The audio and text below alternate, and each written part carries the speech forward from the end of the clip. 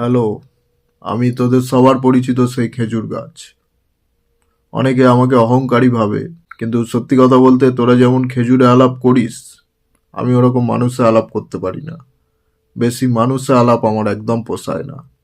তো প্রথমে যেটা বলবো, এই শীতকাল তোদেরকে কাঁপাতে পারে, কিন্তু এই শীতকালকে যারা কাঁপায় আমি তাদের মধ্যে একজন।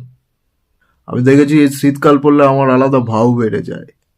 যারা জীবনে কোনোদিন খোঁজ নেয় না তারাও হাঁড়ি কলসি নিয়ে চলে আসে আমার কাছে, রসের টানে। রসের টান বড় টান। কিন্তু আমার মনের দুঃখটা কেউ বোঝে না। একমাত্র শিউলিই আমার দুঃখ বোঝে।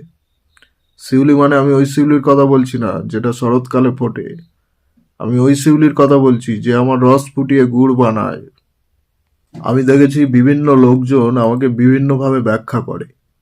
এই কদিন আগে দুটো কম বয়সী ছেলে মেয়ে এলো আমার এখানে, এসে বলছে এই গাছে যেটা হয় সেটাও ডেট, আর আমরা এখানে যেটা করতে এসেছি সেটাও ডেট। তখন আমি বুঝলাম যে রস শুধু আমার একার হয় না। যাই হোক, সবাইকে একটা পরামর্শ দিই। অনেকে আমার রস খেতে পছন্দ করে, আমি তাদেরকে ভোরবেলা আসতেও বলি। কিন্তু একটা ভাইরাস বেরিয়েছে না, নিপা, ওটা আবার আমাকে খুব ভালোবেসে ফেলেছে।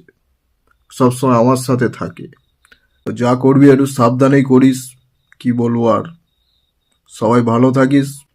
আবার পরে যদি মানুষের আলাপের ইচ্ছা হয় তো আবার আসবো।